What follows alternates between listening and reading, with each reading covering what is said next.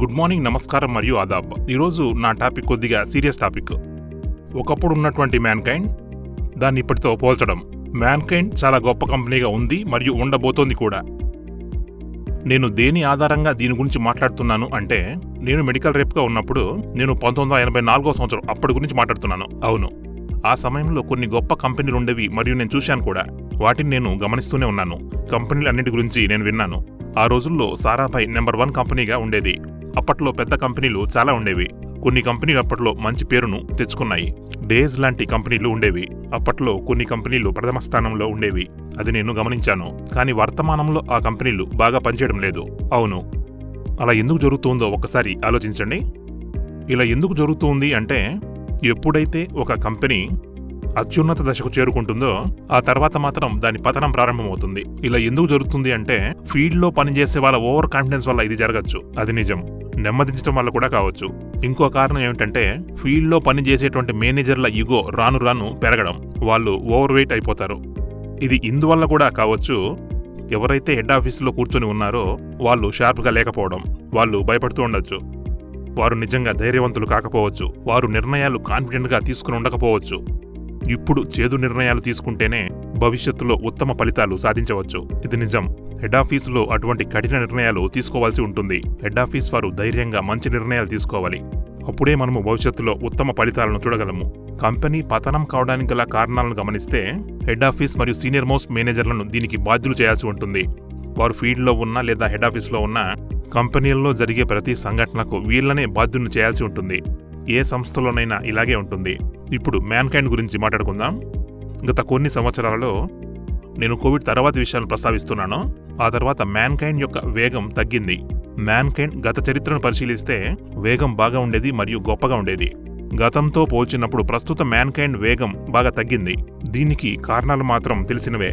గ్రోత్ను చూస్తే అది 1.3 నుంచి 1.4 రెట్ల వరకే ఉంటుంది. కానీ ఎందుకు గ్రోత్ రెట్టింపు కావడం లేదు?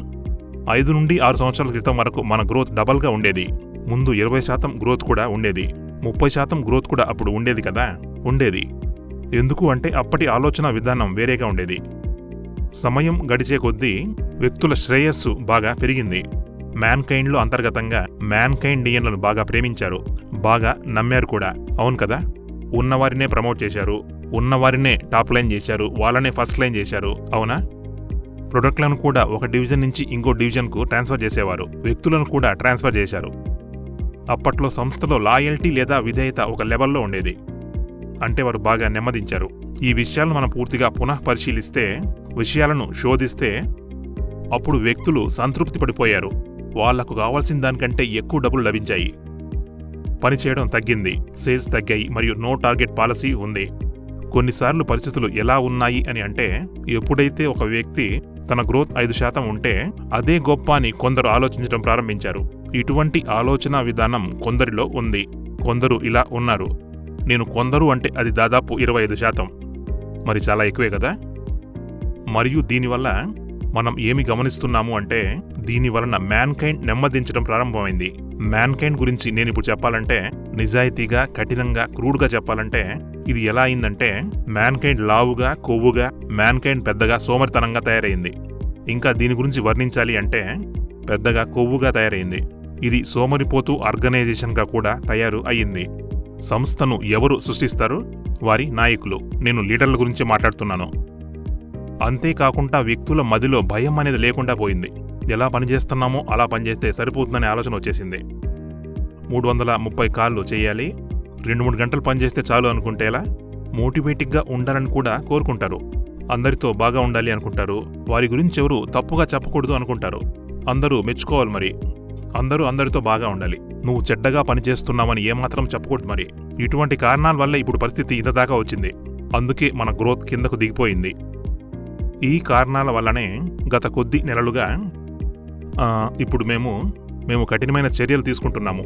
దీనికన్నా ముందుగా గతంలో ఏమి జరిగిందో నన్ను కాస్త వివరించనివ్వండి. గతంలో జరిగింది. కంపెనీలో ఉన్న పరిస్థితి చెడ్డగా ఉంది అని ఎప్పుడు చెబుతారు అంటే, ఎప్పుడు చెడ్డగా ఉంటుందంటే, పాలిటిక్స్ ఉండడం, నచ్చిన వారికి ఎక్కువ చేయడం, దాన్నే ఫేవరెటిజం అంటారు. అంటే దీనికి ఒక ఉదాహరణ చెప్పాలంటే, తన టీం అని మాత్రమే అనుకుంటున్నారు. కానీ తన టీం మ్యాన్కైండ్ టీం కాదు. నచ్చిన వారికే చేయడం ప్రారంభిస్తారు. కొందరికి మాత్రమే లబ్ధి చేయడం ప్రారంభమవుతుంది. తరువాత ఏమవుతుంది? తన చెంచాలే కానీ వారు తమ టీం కన్నా ఎక్కువ అనుకుంటారు. మూడవ స్టెప్ ఏమిటి అంటే, ఒక లీడర్గా కొందరికే ప్రాధాన్యత ఇవ్వడం జరుగుతుంది, కొందరిని తక్కువగా చూడవచ్చు. ఇటువంటి పద్ధతి ఎప్పుడైతే ప్రారంభమవుతుందో, నేనితని రక్షించడం ప్రారంభిస్తే అతను తనను రక్షిస్తాడని అనుకుంటాడు. ఇలా ఆలోచిస్తే మీరు మీ జూనియర్లను స్పాయిల్ చేసినట్లే అనుకోవాలి. కానీ ఒకటి మర్చిపోతారు, మన జూనియర్ల సామర్థ్యాన్ని మొత్తం పరిగణిస్తేనే, అందరి సామర్థ్యాన్ని పెంచితేనే మన సామర్థ్యం పెరుగుతుంది. మీ జూనియర్ల సామర్థ్యం బాగా లేకుంటే అప్పుడు మీ సామర్థ్యం కూడా బాగుండదు. ఈ ప్రాసెస్లో నిజంగా ఏం జరిగింది అంటే, మ్యాన్కైండ్లో ఒక రకమైన డ్రైవ్ ఉండేది, ఒక రకమైన పాజిటివ్ ఎనర్జీ ఉండేది, పనిచేయాలనే తపన ఉండేది. దాన్నే మనం హృదయంతో పనిచేయడం అంటారు. HEART, హార్ట్ అంటే మనసుతో పనిచేయడం. ఇప్పుడు ఆ పద్ధతి పోయింది.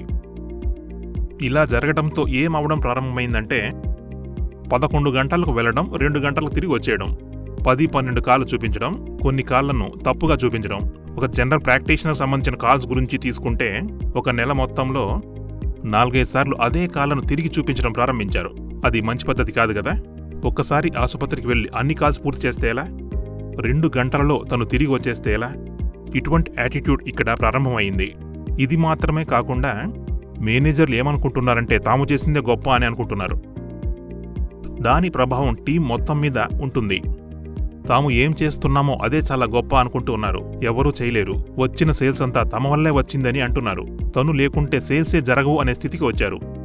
కానీ వారి గ్రోత్ మైనస్లో ఉంటుంది, వారి గ్రోత్ సింగిల్ డిజిట్లో ఉంటుంది. నా వద్ద చాలా ప్రోడక్ట్లు అమ్ముడుపోకపోయినా ఏమవుతుంది అనుకుంటారు, ఏమీ తేడా లేదనుకుంటారు. గ్రోత్ మైనస్లో ఉన్నా కూడా తమకు మెడల్ లభించాలి, ఫారెన్ ట్రిప్ లభించాలి అనుకుంటారు, తనకు అన్ని ఇన్సెంటివ్లు లభించాలి అనుకుంటారు. సార్, నన్ను కేవలం మోటివేట్ చేయండి అంటారు. సార్, నేను ఇటువంటి డైలాగ్లు వినడం ప్రారంభించాను. సార్, మా మోటివేషన్ బాగా తగ్గిపోయింది అని అంటూ ఉంటారు. సార్, నాకు పోటీ ఉండాలి అంటారు. సార్, నేను మ్యాన్కైండ్కు 15 ఏళ్ల జీవితాన్ని అందించాను అంటారు. ఇటువంటి సంభాషణలు కూడా వినడం మేము ప్రారంభించాము. మీరు 15 ఏళ్ల జీవితాన్ని మ్యాన్కైండ్కు ఇచ్చి ఉంటే, మ్యాన్కైండ్ కూడా మీకు అంతే అందించింది. ఇప్పుడు దయచేసి పోల్చి చూడండి. మీరు ఇతర కొలీగ్లతో, ఇంకో కంపెనీలో పనిచేసే వారితో పోల్చుకోండి. వారు కూడా తమ 15 ఏళ్లను తమ కంపెనీకి అర్పించారు. దానికి బదులు వారికేం లభించింది? మ్యాన్కైండ్లో మీకేం లభించింది? మీ ఇంటిని, మీ డబ్బును గమనించండి. కారు గురించి, ఇతర విషయాల గురించి ఆలోచించండి. మీ స్టేచర్ ఎంతగా పెరిగిందో చూడండి. కంపెనీలో మాత్రమే కాదు, సొసైటీలో కూడా ఎన్నో రెట్లు ఎక్కువ మీరు పొంది ఉన్నారు, చాలా ఎక్కువ. ఇలా మాట్లాడితే ఎలాగో మీరే చెప్పండి. అంతేకాదు, కొంతమందితో ఎలా ఉందంటే, పనిచేసే కొందరిలో ఈగో ఎంతగా పెరిగిపోయింది అంటే, కొందరు మేనేజర్లు, కొందరు టీం మెంబర్లు ఏమంటారంటే, నాకు 10 లక్షల ప్రొడక్టివిటీ ఉందంటారు, నా గ్రోత్ 20% ఉంది అంటారు. సోదరా, నీ ప్రొడక్టివిటీ ఎంత? 3 లక్షలు మాత్రమే. కానీ మీరు అలా ఎందుకు ప్రవర్తిస్తున్నారో నాకేమాత్రం అర్థం కావట్లేదు. ఇటువంటి యాటిట్యూడ్ కొందరిలో రావడం ప్రారంభమైంది. మరి దీని గురించి నన్నేం చెప్పమంటారు? అది శారీరకంగానే కాకుండా మానసికంగా కూడా వారు ఓవర్ వెయిట్ అయిపోయారు. వారి వెయిట్ చూడండి. శారీరకంగానే కాదు, మానసికంగా కూడా. వారికి భవిష్యత్తు గురించి ఏమాత్రం ప్లానింగ్ లేదు. ఏమీ చేయాలని వారికి ఏమన్నా ప్లానింగ్ ఉందా? వారి గత 3 సంవత్సరాల గ్రోత్ను చూడండి, లేదా గత 4 సంవత్సరాల గ్రోత్ను చూడండి. కొత్త ప్రొడక్ట్స్ గురించి ఆలోచించండి, మీకే తెలిసిపోతుంది. వారి పూర్తి గ్రోత్ను పరిశీలించండి. మీ గ్రోత్ గనుక సింగిల్ డిజిట్లో ఉంటే అది 0తో సమానం. ఎందుకంటే ప్రతి సంవత్సరంలో ఒకవేళ మీ గ్రోత్ 6% ఉంటే నిజానికి అది 0తో సమానం. 5% గ్రోత్ ఉంటే అది మైనస్ కింద లెక్క. మీ ప్రైస్ గురించి ఆలోచించి కొత్త ప్రొడక్ట్లతో అది ఎలాగూ అయిపోతుంది. అయినప్పటికీ కొందరు పెద్ద పెద్ద ప్రదేశాలకు వెళ్లాలనుకుంటారు, గొప్ప ప్రదేశాలకు వెళ్లాలని అనుకుంటారు, ఫారెన్ ట్రిప్కు వెళ్లాలంటారు. మెల్లమెల్లగా, నిదానంగా ఇది కింది స్థాయి వరకు, అంటే మెడికల్ రెప్ల వరకు వ్యాపిస్తోంది. కానీ ఎప్పటికీ నేను మెడికల్ రెప్లను మాత్రం బ్లేమ్ చేయను. నేను ఎక్కువగా ఎవరిని బ్లేమ్ చేస్తాను? లీడర్లను. వారు హెడ్ ఆఫీసులో కూర్చున్న వారు కావచ్చు, ఫీల్డ్లో పనిచేసేవారు కూడా కావచ్చు, ఎక్కడైనా ఉండవచ్చు. ఎందుకంటే ఇటువంటి వాతావరణాన్ని లీడర్లు మాత్రమే సృష్టించారు కాబట్టి కదా. నేనందరికీ ఏం చెప్పదలుచుకున్నాను అంటే, సార్, మీరు మేల్కొనండి. మేము కఠినమైన చర్యలు తీసుకోవడం ప్రారంభించాము. కఠినమైన చర్యలు. వ్యక్తులు మేల్కొనడం కోసమే మేమిదంతా చేస్తున్నాం. మరి అంతేకాకుండా ఇదొక చెడ్డ వ్యవస్థలా తయారైంది. అంతర్గతంగా అవినీతి పెరిగిపోయింది. పని సరిగ్గా చేయడం లేదు. ZH1ను మిస్యూజ్ చేస్తున్నారు. ఇవే కాక ఇటువంటివి ఇంకా కొన్ని జరుగుతూ ఉన్నాయి. మెడికల్ రెప్ల నుంచి కొంచెం తీసుకొని వాటిని స్టాకిస్టులకు ఇవ్వడం ప్రారంభించారు. వారి సేల్స్ పెంచాలని చూస్తున్నారు. రిసోర్స్లను మిస్యూజ్ చేయడం ప్రారంభించారు. ఇప్పుడు మాకు ఇవన్నీ తెలుసు. మేనేజర్లు కూడా తప్పుడు కాళ్ళు చూపిస్తున్నారు. కొందరు 2-3 గంటలకే వెనక్కొచ్చేస్తున్నారు మరియు రెప్లకు చెప్పేస్తారు, మాకు చాలా రిపోర్ట్లు వస్తూ ఉన్నాయి. ఇది మొత్తం స్ట్రక్చర్నే పాడు చేస్తూ ఉంది, మొత్తంగా నాశనం చేస్తుంది. ఇప్పుడు వ్యవస్థ పూర్తిగా పాడైపోతుంది. కొత్త నిర్మాణాన్ని ప్రారంభించాలి. దయచేసి దీన్ని అర్థం చేసుకోండి. అంతేకాదు, ఎంతో కఠినమైన రాజీ లేని నిర్ణయాలు తీసుకుంటున్నాము. ఈ చర్యలు మామూలు వారిపైనే కాదు, సీనియర్ మేనేజర్లపై కూడా ఉంటాయి. మీరు ఎంత పెద్ద పొజిషన్లోనే ఉండవచ్చు. మీరు జెడ్ఎం కావచ్చు, మీరు నేషనల్ సేల్స్ మేనేజర్ ఎవరైనా కావచ్చు, ఎక్కడైనా ఉండవచ్చు. దయచేసి ఒక విషయం అర్థం చేసుకోండి. ఒకవేళ మీరు అవినీతిపరుడైనా, సరిగ్గా పనిచేయకపోయినా, పాలిటిక్స్ ప్లే చేసినా, మిమ్మల్ని మీరు అప్గ్రేడ్ చేసుకోకపోయినా సరే, 5 సంవత్సరాల మునుపటికి మరియు ఇప్పటికీ ఎటువంటి వృద్ధి లేదా? అయితే మీరు మ్యాన్కైండ్లో ఉండలేరు. ఇప్పుడు కూడా మీరు మీ మనస్సు GPS కాల్ చేయడానికి ప్రయత్నిస్తుంటే, సరిగ్గా కాల్ చేయలేకపోతే, ఇప్పటికీ కన్సల్టెంట్ ఛాంబర్కి వెళ్లాలంటేనే భయపడుతూ ఉంటే, ఇప్పుడు కూడా ఒకవేళ మీ వ్యక్తిత్వం ఇంకా మెరుగుపడలేదు అనుకుంటూ ఉంటే, ఇందులో ఎటువంటి అభివృద్ధిని చూపలేకపోతే మీరింకా మ్యాన్కైండ్లో ఉండగలరని అనుకుంటున్నారా? మ్యాన్కైండ్ ఎప్పటికీ కూడా తమ కాంపిటీటర్ల కన్నా ఒక అడుగు ముందు ఉండాలి అనే భావిస్తూ ఉంటుంది. తప్పక ముందు ఉండాలి. అందరికంటే ముందు వరుసలో ఉండాలని చూస్తుంది మ్యాన్కైండ్. కాబట్టే మనం ఇప్పుడు ఇంత మంచి పొజిషన్లో ఉన్నాం. ఇది నిజం. మ్యాన్కైండ్లో ఇంకా ఏం జరుగుతోందంటే, మ్యాన్కైండ్లోని ప్రతి జోన్లలో మేనేజర్ల గ్రూపులు ఏర్పడ్డాయి. మరియు గ్రూపులో చర్చ ఏముంటుందో తెలుసా? ఇలా ఉండాలి, అలా ఉండాలి అని అంటూ ఉంటారు. మీ గ్రోత్ 5% మాత్రమే ఉంది, ఎందుకు అని అంటే, మేము దాని గురించి ప్రశ్నించినప్పుడు మీ గ్రోత్ సింగిల్ డిజిట్ లేదా మైనస్గా ఎందుకుంది అని అంటే, వారు చెబుతారు, సార్ మాదే కాదు, వారి గ్రోత్ కూడా మైనస్లో ఉంది అంటారు. మరి అందరి గ్రోత్లు మైనస్లో ఉంటే ఆ ఏరియాలో ఉన్న అందరి హెడ్లు మ్యాన్కైండ్ నుంచి బయటకు వెళ్ళిపోతారు. ఇటువంటి వారితో లాయల్గా ఉండాల్సిన అవసరం లేదు. వీరు మ్యాన్కైండియన్లే కాదు. మా లాయల్టీ ఎవరికి ఉంటుంది అంటే, మా లాయల్టీ మ్యాన్కైండియన్లకు ఉంటుంది. మ్యాన్కైండ్లో పనిచేస్తే మ్యాన్కైండియన్లు అయిపోరు. మ్యాన్కైండియన్లు ఎప్పుడు అవుతారు అంటే, మ్యాన్కైండ్ ఫిలాసఫీని మరియు పాలసీలను ఫాలో అయినప్పుడు. మా వద్ద 3-4 పాలసీలు ఉన్నాయి. ఇక్కడ సమగ్రత చాలా బాగా ఉండాలి. అంతేకాక స్ఫూర్తి పొందగలిగేలా ఉండాలి. కొత్త ఐడియాలను స్వాగతించాలి. మిమ్మల్ని మీరు మెరుగుపరుచుకోవాలి. అంతేకాదు, మీరు వృద్ధి చెందుతూ ఉండాలి. ఒకవేళ మీ వ్యక్తిత్వం బాగా మెరుగుపడితే మీ సేల్స్లో మెరుగుదల ఎందుకుండదు? మీరు సరిగ్గా ఆలోచించక, సరిగ్గా పనిచేయలేకపోతే, సింగిల్ డిజిట్ గ్రోత్ ఉంటే మ్యాన్కైండ్లో ఎలా ఉండగలరు? ఇది అసాధ్యం. ఇది మీరు గుర్తుపెట్టుకోండి. కొందరు మాతో చెబుతూ ఉంటారు, కొందరు సీనియర్లు మాతో చెప్పారు, సార్ నా ఏరియాకు ఫోన్ చేసి నా ఫీడ్బ్యాక్ తీసుకున్నారు అని. అరే, అసలు బేసికల్గా ఫీడ్బ్యాక్ అంటే అర్థం తెలుసా? తెలుసుకోవడం. సార్ నాకు ముందుగా ఇది చెప్పండి, 360 డిగ్రీస్ ఆఫ్ మేనేజ్మెంట్ అంటే ఏమిటి? ఒకవేళ మీరు బాగా పనిచేస్తే, మీరందరితో బాగా వ్యవహరిస్తే, మీ రెప్లు కానీ జూనియర్లు కానీ మీ గురించి బాగా చెప్తారు కదా. ఒకవేళ మీరు అవినీతి చేసి ఉండకపోతే, అప్పుడు మీరు కంపెనీ వదిలిపెట్టాల్సిన అవసరం ఉండదు. ఎవరు భయపడతారు అంటే, వారి మనసులో ద్రోహబుద్ధి ఉంటే వారు భయపడతారు. నిజానికి మ్యాన్కైండ్ ఎంతో పారదర్శకంగా ఉంటుంది. మేము ఇలాగే ఉంటాము కూడా. దయచేసి దీన్ని అర్థం చేసుకోండి. ఇప్పుడు కొంతమంది ఇలా అడగడం ప్రారంభించారు, సార్ ఇప్పుడు మేము ఎక్కువగా ఇన్సెక్యూరిటీగా భావిస్తున్నాము అని. సార్ మోటివేషన్ చేయడం ఆపేశారు అంటారు. ఇన్సెక్యూరిటీనా? నిజానికి ఇక్కడ ఎక్కువ సెక్యూరిటీ ఉంది. ఎంత సెక్యూరిటీ ఉంది, ఎంత మోటివేషన్ ఉంది అంటే, కొందరు మాత్రం 2-3 గంటలే పనిచేస్తున్నారు. ఎంత సెక్యూరిటీ ఉంది అని అంటే, నేను పని చేసినా చేయకపోయినా, నా గ్రోత్ మైనస్లో ఉన్నా, కొత్త ప్రొడక్ట్లను అమ్మకపోయినా, కొన్ని తప్పుడు కాళ్ళు చూపిస్తూ ఉంటారు మీటింగుల్లో. మీటింగ్లోకి వచ్చి ఏం చెప్తారు అంటే, సార్ నేను కంపెనీ పాలసీలు పాటిస్తూ ఉన్నాను, ఇన్ని కాళ్ళు చేస్తున్నాను అంటారు. మరి నన్ను ఎందుకు ప్రశ్నిస్తున్నారు అని అడుగుతూ ఉంటారు. ఇటువంటి డైలాగులు సీనియర్ మేనేజర్ల నుండి కూడా వచ్చాయి. ఆలోచించాల్సిన పని లేదా? వారికి ఎక్కువ శాలరీ కావాలి, ప్రతి సంవత్సరం వారికి ఇంక్రిమెంట్లు మాత్రం బాగా ఉండాలి. అవును మరి, కానీ వారు ఎక్కువ గ్రోత్ను చూపించలేరు. సరేనా? అటువంటప్పుడు ఇది ఎలా సాధ్యమవుతుంది? దయచేసి అర్థం చేసుకోండి. నేను మీకు ఇంకో విషయం కూడా చెప్పదలుచుకున్నాను. భవిష్యత్తులో మీకు ఫీడ్బ్యాకే అవసరం లేదు. ఫీడ్బ్యాక్ ఎవరికి కావాలి అంటే, ఎవరిదైతే డేటా చెక్ చేయరో, ఒక మనిషి ఎలా పనిచేస్తున్నాడు అని పూర్తిగా డేటాని చెక్ చేయగలిగితే అప్పుడు ఆటోమేటిక్గా రిజల్ట్ లభిస్తుంది. హెడ్ ఆఫీస్ వాళ్ళు వెళ్ళి మీటింగుల్లో అందరినీ కలుస్తూ ఉంటారు. మెడికల్ రేప్లను, మేనేజర్లను కలుస్తారు. అంతేకాకుండా ఫీల్డ్లో పనిచేస్తారు. ఈ పద్ధతి త్వరలోనే ప్రారంభం అవ్వబోతోంది. 2-3 నెలల్లో ఇది జరుగుతుంది. ఇది వేగంగా జరుగుతుంది కూడా. ఇది మెరుపు వేగంలో ఉండబోతోంది. ఈ ప్రాసెస్లో భారీ మార్పులు ఉండబోతున్నాయి.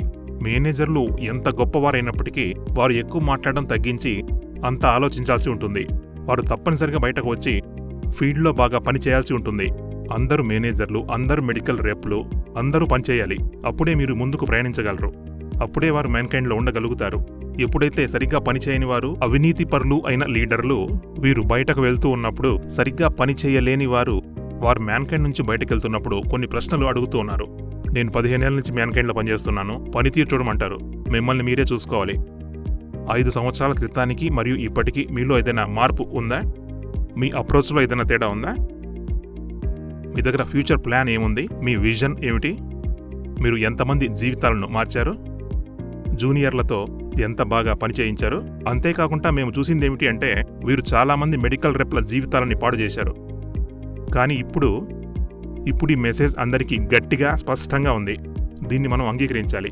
ఎవరైనా సీనియర్లు వాళ్ళు బాగా పనిచేయట్లేదు అని వారికి అనిపిస్తే ఇలా అయితే మనుగడ సాధ్యం కాదని వారికి తెలిసిపోతుంది. కాబట్టి వారు తప్పనిసరిగా ఫీల్డ్లోనికి రావాలి. అంతేకాకుండా వారు మ్యాన్కైండ్ యొక్క అసలైన కల్చర్ను వారు తెలుసుకోవాలి. అంతేకాదు, ఎవరైతే నిజాయితీ పరులో ఎవరు కష్టపడతారో, మంచి టాలెంట్ను కలిగి ఉన్నారో, కష్టపడే వాళ్ళు సంతోషంగానే ఉంటారు. మాకెన్నో మెసేజ్లు వస్తాయి, సార్ ఇతను బాగా పనిచేస్తున్నాడు అని. వారెంతో ప్రభావితంగా ఉన్నారని చెబుతారు. అక్కడ ఉన్న అవినీతి అంతా అంతమైపోయిందని చెబుతుంటారు. ఇది ఎన్నో ఏరియాలో జరుగుతుంది. ఎందుకు అంటే ఇన్ఫిల్ట్రేషన్ వల్ల భారతదేశంలో ఎక్కడి నుంచి ఎక్కడికైనా మాల్ వెళ్తుంది. ఎన్నో రాష్ట్రాల్లో మేము చూశాము, ఎంతో ఎదుగుదలను మేము గమనించాము. మరియు కరప్షన్ ఎక్కడ ఉంది? క్రానిక్ ప్రొడక్ట్స్ లోపల, ZHOల ద్వారా, అంతేకాక హాస్పిటల్ సప్లైస్లో కూడా ఉంటుంది. అక్కడ కూడా మేము ఎటువంటి ప్రాసెస్లు అవలంబిస్తాము అంటే భవిష్యత్తులో మీరు దాని గురించి ఆలోచించరు. నాకు లభించిన మరికొన్ని రిమార్కులు ఏంటంటే, సార్ ఈసారి నాకు మెడల్ ఇవ్వబడలేదు, అది మాకు తెలియదు కూడా అని అంటున్నారు. ఒకవేళ మీకు చెబితే దాన్ని మీరు పాజిటివ్గా చేయగలుగుతారా? అవును, చేయగలరు. దాని అర్థం ఏమిటి అంటే ఒక్కోసారి అది కట్ చేస్తేనే అది మీకు బాగా గుర్తుంటుంది. ఇక ప్యాంపరింగ్ చాలు, ఇంకా విలాసాలు అక్కర్లేదు, ఎక్కువ సెక్యూరిటీ కూడా అవసరం లేదు.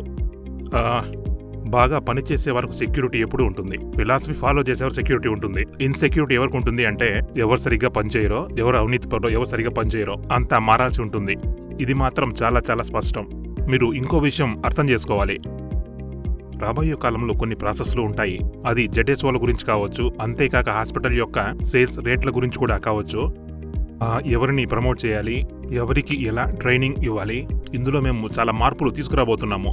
ఇది కాకుండా ఎవరికైతే మెడల్ లభించదో అది మాత్రం మీకు ఇప్పుడు తెలిసిపోయింది. ఇక ఇప్పటి నుంచి ఈ సంవత్సరంలోనే మేమిప్పుడు వీరిని కూడా వెతుకుతూ ఉన్నాము, ఎవరికైతే ఇన్సెంటివ్ పాలసీ పూర్తిగా అమలు చేయబడలేదో. ఒకవేళ ఆ వ్యక్తి పద్ధతుల్లో తప్పు ఉంటే, యాటిట్యూడ్లో కూడా తప్పు ఉంటే, అప్పుడు ఇన్సెంటివ్ పాలసీ పూర్తిగా అమలవుతుంది. గ్రోత్ ఇన్సెంటివ్ పాలసీకి సరిపడా ఉండకపోతే సమస్య ఉన్నట్లే. కానీ మీ యాటిట్యూడ్ బాగా ఉంటే, మీ లీడర్షిప్ లక్షణాలు బాగా ఉంటే, మీరు ప్రభావవంతంగా పనిచేస్తూ ఉంటే సమస్య లేదు. మీ ఇన్సెంటివ్లలో కొంత శాతాన్ని మాత్రమే పట్టుకొని, అది మొదటి క్వార్టర్ నుండి, అది మేము ఎప్పుడు రిలీజ్ చేస్తామంటే మీ పూర్తి సంవత్సరం తర్వాత మీరు ఆ గ్రోత్ను సాధించినప్పుడు ఇన్సెంటివ్ పాలసీలో ఉన్న విధంగానే అమలవుతుంది. దీన్ని అర్థం చేసుకోండి. ఇంకా మాటలు చాలు, ఇప్పుడు చర్యలు ప్రారంభమవుతాయి. నేను మళ్ళీ నొక్కి చెబుతున్నాను, ఇన్సెంటివ్లను కత్తిరించము, అవినీతి పరులకు మాత్రమే అది కట్ చేస్తాము. మరియు పాలసీకి అనుగుణంగా కొంతమంది ఇన్సెంటివ్ను మేము పట్టి ఉంచుతాము, పూర్తిగా కాదు, కొద్దిగా మాత్రమే. ఒకవేళ వారి యాటిట్యూడ్ బాగా ఉంటే, లీడర్షిప్ క్వాలిటీలు బాగా ఉంటే, పూర్తి సంవత్సరం చూసి పూర్తి గ్రోత్ను తెలుసుకొని అప్పుడు మిగిలిపోయిన ఇన్సెంటివ్ను రిలీజ్ చేస్తాము. మాటలు మాత్రమే ఏమాత్రమూ చాలవు. మరియు ఈ విషయాన్ని పూర్తిగా అర్థం చేసుకోండి. మీకు 6% గ్రోత్ ఉంటే అది 0తో సమానం. మ్యాన్కైండ్లో దాని అర్థం ఏమిటి అంటే 16% గ్రోత్ మాత్రం తప్పనిసరి. 16% గ్రోత్ అంటే ఏమిటి? 16% అంటే ఎంత అవుతుంది? 10% గ్రోత్ ఉన్నట్లు. -6% అది ప్రైస్ రైజ్ వల్ల కావచ్చు, లేకపోతే అది కొత్త ప్రొడక్ట్ల వల్ల కూడా కావచ్చు. ఎవరి ప్రొడక్టివిటీ తక్కువగా ఉందో వారి నుంచి మేము ఏం ఎక్స్పెక్ట్ చేస్తాము అంటే వారి సేల్స్ యొక్క జంప్ను మేము పరిగణలోకి తీసుకుంటాము. ఉదాహరణకు నా ప్రొడక్టివిటీ 3 లక్షలు అనుకోండి, అప్పుడు సేల్స్ జంప్ 1 లక్ష ఉండాల్సి ఉంటుంది. మీ సేల్స్లో 1 లక్ష రూపాయల జంప్ ఉండాలి. కనీసం అది మాత్రం తప్పనిసరి. ఇది తప్పనిసరి. ఏ బేసిస్ మీద నేను దీన్ని చెబుతున్నానంటే, మీరు ఇప్పటి తేదీలో ఎటువంటి ఏరియాకైనా వెళ్ళి, అదొక పెద్ద హాస్పిటల్ కావచ్చు, లేక అక్కడ ఒక డాక్టర్ అయినా ఉండవచ్చు, కానీ ప్రతి ఒక్క డాక్టరు మ్యాన్కైండ్ను ఇష్టపడతారు, మ్యాన్కైండ్కు సహకరిస్తారు. మెడికల్ ఫెర్టిలిటీకి సంబంధించి ఎక్కడికైనా వెళ్ళండి, వారందరికీ మ్యాన్కైండ్ అంటే ఒక గౌరవం ఉంది. కాబట్టి మీరు కనీసం నార్మల్ వర్క్ 8 నుండి 9 గంటలు పనిచేసినా నేను మీకు ప్రామిస్ చేస్తున్నాను, ఇది సాధ్యం. ఇది మ్యాన్కైండ్లో మినిమం రిక్వైర్మెంట్. దయచేసి దీన్ని అర్థం చేసుకోండి, లేదంటే మీ ఇన్సెంటివ్లు హోల్డ్లో ఉంచబడతాయి. నేను మెడికల్ రేప్గా ఉన్నప్పుడు ఇప్పుడు కూడా మీరు చూడవచ్చు అనుకోండి, ఆ టైంలో ఉంది, ఇప్పుడు కూడా ఉంది. ఒకవేళ డాక్టర్ ఛాంబర్లో మీ బ్యాగ్ ఉంచబడి ఉంటే మరియు ఆ బ్యాగ్ పైన కంపెనీ పేరు ముద్రించబడి ఉంటే దానిని బట్టే వ్యక్తులు మీకు షేక్ హ్యాండ్ ఇచ్చి మిమ్మల్ని గౌరవిస్తారు. వాళ్ళు ఎవరైనా కావచ్చు, ఎంఎన్సీలు కావచ్చు, పై స్థాయిలో ఉన్న వ్యక్తులు కూడా వారు మీకు షేక్ హ్యాండ్ ఇస్తారు. ఎందుకంటే మీ కంపెనీ చాలా స్మార్ట్ కంపెనీ. ఇప్పుడు కూడా మీరు డాక్టర్ ఛాంబర్కి వెళ్ళినప్పుడు మ్యాన్కైండ్ యొక్క వ్యక్తి అక్కడికి వెళ్ళినప్పుడు అతను ఎంఎన్సీ వ్యక్తి కావచ్చు, అతను టాప్ మోస్ట్ కంపెనీ వ్యక్తి కావచ్చు, వారు మిమ్మల్ని తప్పకుండా గౌరవిస్తారు. అటువంటి రెస్పెక్ట్ మ్యాన్కైండ్ వారికి తప్పకుండా లభిస్తుంది. ఎక్కడైనా కావచ్చు, ఏ చోటైనా కావచ్చు. అటువంటప్పుడు మనకు 16% గ్రోత్ ఎందుకు సాధ్యం కాదు? అది పెద్ద డివిజన్లకు సంబంధించింది. మరియు చిన్న డివిజన్ ఉన్నట్లయితే సేల్స్ జంప్ 1,00,000కు మించి ఉండాలి. అది ప్రొడక్టివిటీ మీద ఆధారపడి ఉంటుంది. ఇప్పుడు ఇది మనకు తప్పనిసరి. నేను తప్పక అనుకుంటున్నాను నా మెసేజ్ మీకు గట్టిగా మరియు క్లియర్గా వచ్చింది అని. ఈ విధంగా మనము తప్పక పనిచేయాలి. ఆల్ ద బెస్ట్ మరియు గుడ్ లక్. రాబోయే సంవత్సరం బాగా ఉండాలని కోరుకుంటున్నాను. మరియు మీ అందరికీ స్వాగతం. మీరంతా ఉన్నత స్థానానికి రావాలి. మీ అందరికీ నా శుభాకాంక్షలు. ఆల్ ద బెస్ట్ మరియు bye bye. Take care. See you.